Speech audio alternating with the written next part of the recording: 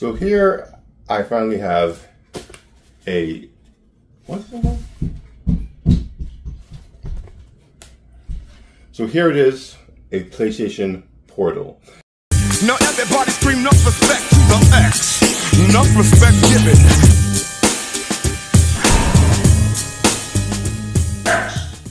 When I first heard of this device, I wasn't that interested in it, simply because of what exactly it was. It was a cloud streaming device that only worked for the PS5. Without the console, this thing was pretty much useless.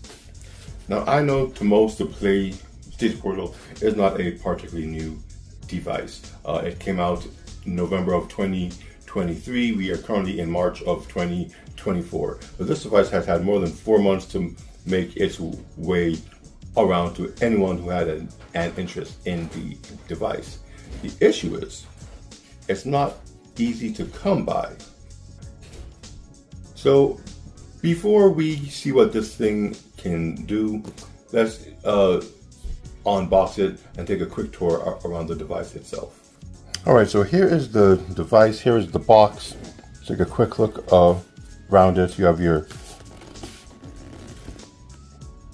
image of the PlayStation Portal on the cover. It lets you know right off the bat that it does require the use of a PS5. So this is not a portable console by itself. It's more of a remote play accessory for the PS5. Something to expand how you can use your home console.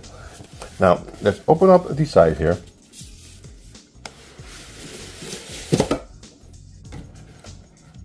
And we are greeted with a very nice gray box. I do like the way they have a tag here with the PlayStation buttons, and it's very inviting. It lets you know this is where you hold to pull out the rest. And it says here it's a remote player, so they want to make sure you understand what this is, because it's on every piece of the box, both inner and out. So let's pull this here. This is a really good box here. I do like a good unboxing experience, and so far with all of the little pull-out drawers and such, Sony is not disappointing. I assume this is for the charging cable for the device. There it is. Yes, USB-C cable in there, and that's probably the only cable that you get. They assume will be charging this with an adapter you already own, or probably even with the PS5. So put that to the side, and here, let's grab the bag, is the Portal itself covered. Before we look at the console, let's look at what else is in the box. Again, very good box. We have a little covering and actually very little paperwork, which is surprising. These things normally always come with all kinds of warranty, this and how to use it, that. Now, the Portal itself is in this bag here.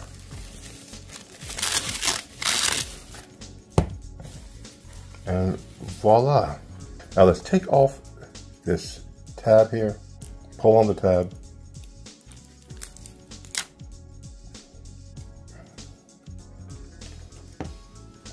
And here it is, the PlayStation Portal. Now I have to say, compared to my other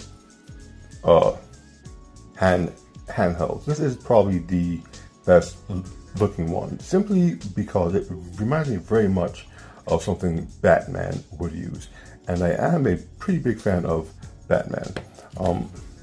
The console itself is pretty much just a PS5 controller, pretty much cut in half with a tablet in the middle. Now it's not just a tablet, because on the back you do see there is some contouring to it. It actually feels really nice. This is a great build quality. Let's go over the device before we do anything else. So you have your face buttons here, just like your PlayStation controller since the year of one. You have a menu button here. You have your right analog stick. There's a light here, and you have your left analog stick. You have your D-pad. You have another button here. I think this is the share button. And then you have a PlayStation logo right here. I think that will bring you home. On the top, you have your left triggers on this side, both L and R. You have the power button here.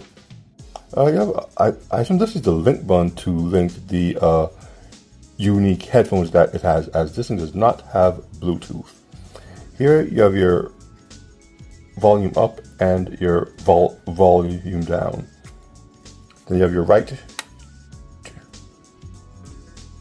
triggers. And then at the back here,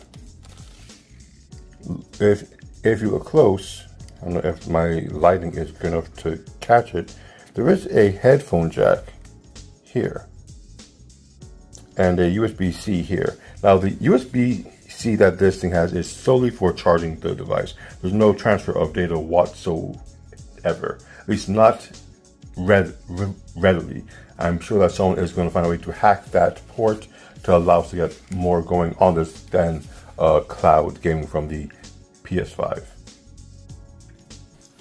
So to make any use of the PlayStation Portal, you need a PlayStation 5. And as it stands, I do not own a PlayStation 5. So you're probably asking yourself, if you don't have a PlayStation 5, why do you have the Portal? Simple. My brothers have a PlayStation 5s. So I made a quick call to my brother's house, made sure I could pop up, and with that I was on my way to connect the PlayStation Portal to his PS5. So we are here at Brother Nikwe's house, and as you can see, he has the PS5 up and ready for the Portal connection. So let's go ahead and set this thing up and see exactly how it works. Setup time, English. Alright, so it says here, connect to a PS5 to play. We do have one waiting for us. Select the PS5. Oh shit.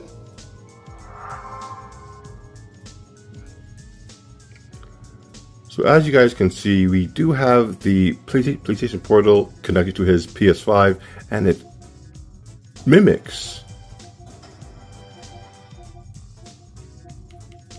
the PS5 pretty much one to one. There's no lag, no delay that I can perceive. It really could just be, like I said, we're in this controlled environment. The devices are on the same network. So this might not be the case if we are outside. But inside, it works pretty flawlessly, and I can see why. If you have one television or a child or somebody else using your screen, you could hop on this and have a pretty good gaming experience. From what I'm told, it actually does the PS5 rumble with the controllers as well. So it's the full PS5 experience in the palm of your hand. Now let's go to the one game I had an interest in actually playing on this thing. Virtua Fighter 5. Not a very popular game, not anymore, but it's my all-time favorite fighting game. And we want to see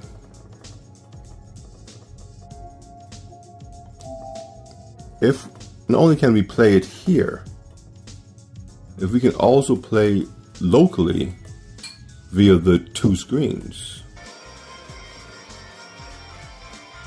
It's slightly behind, slightly behind. With the menu, it wasn't, but when you stream the game, you can see it. Oh, it's working. Yeah, it's definitely working. I don't think you could play a real, professional game. Not one that requires. Yeah, if you gotta react to stuff, I don't know if that's it.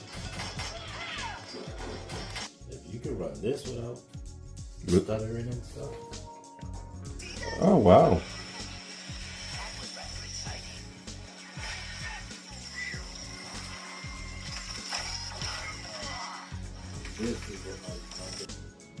Well, we are back home, and it is the moment of truth. How well will the portal work outside of the Wi-Fi area with the PS5? The reason that I got this device was to see if I could use my brother's PS5 at distance and play some of the games that he has. Because like I said, I don't have a PS5, nor do I really want a PS5. There just isn't enough there, to warrant me buying the entire console. But if I could piggyback off of him and use the portal to do that, so I have a full PS5 mobile experience with the screen and the haptics and all, this device just really might be something I can make use of. Alright, so let's turn this thing on.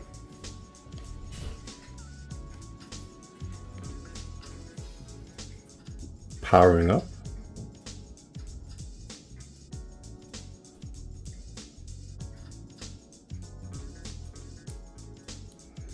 I do love the way this thing looks.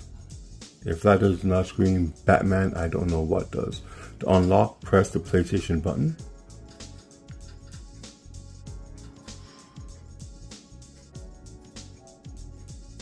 It says ready to play. And there you have it.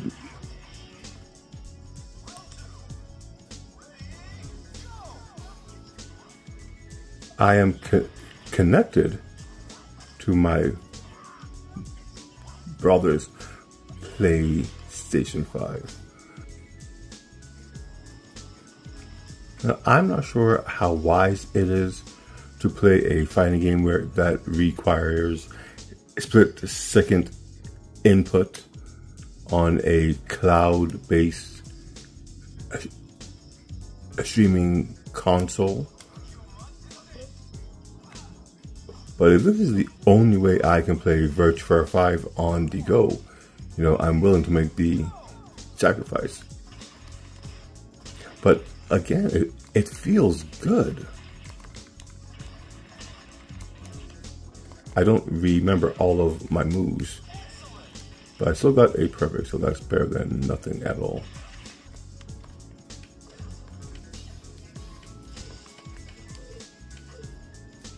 And you know what? If you were to tell me that this game was running locally on this device, I would believe you. Because besides a few little jumps that I just saw, it feels like it's running one to one.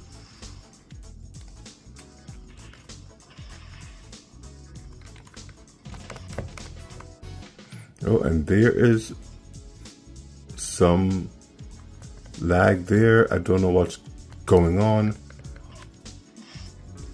We were doing so well.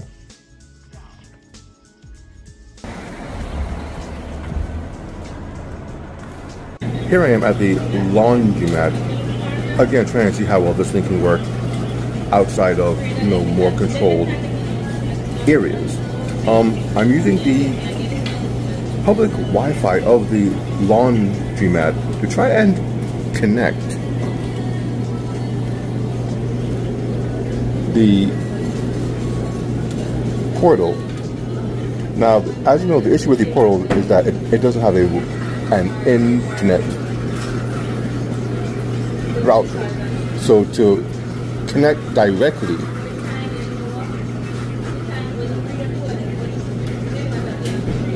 to the web,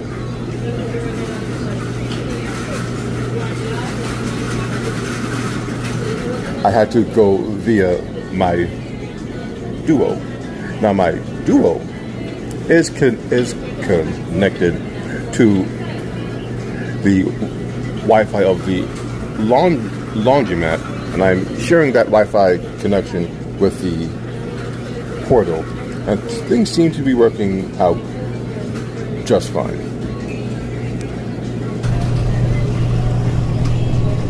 Now, as you can see here, there is some lag, or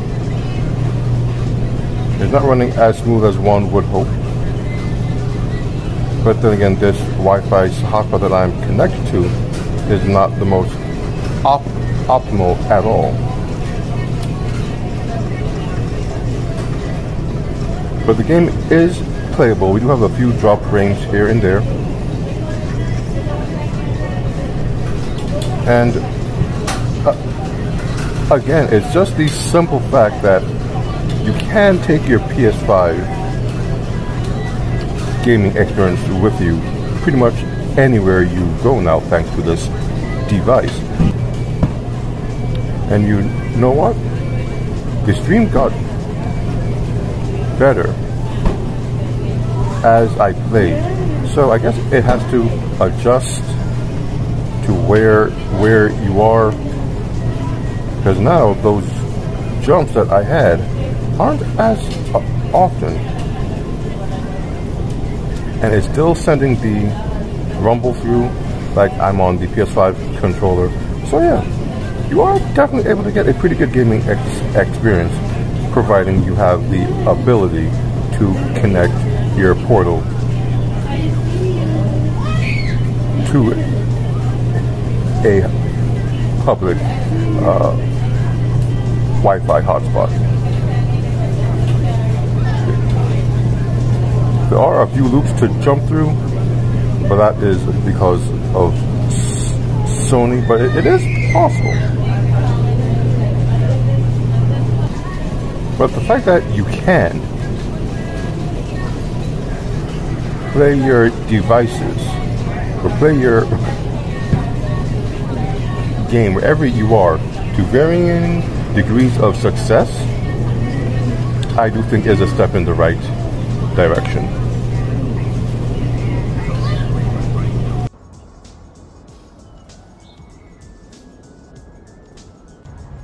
So, the PlayStation Portal, what do I think about it? For what it is, I think it's pretty good. My situation with the Portal is, at least to me, somewhat unique, as I don't even own a PS5, yet I have this device and I'm able to make use of it. But the use that is made with the device, I can see how it can be beneficial to many people who want to play their PS5 on the go. It is a very unique experience when you compare it to your other options. You do have a really good screen. You do have the official PS5 controllers hooked up to that screen, so you get all of the rumbles and all of the feedback, which does help with the gaming experience. The screen itself, though not 4K, looks great. And yeah, I really do think that if you were to get one of these devices and you're able to get past the price of admission to this device, which also I don't think is particularly overpriced for what you do get, I think it's something you can actually really enjoy. So with that said, my name is Angie, the Neon X, and finally getting what the PlayStation Portal is about. This is what I'm into.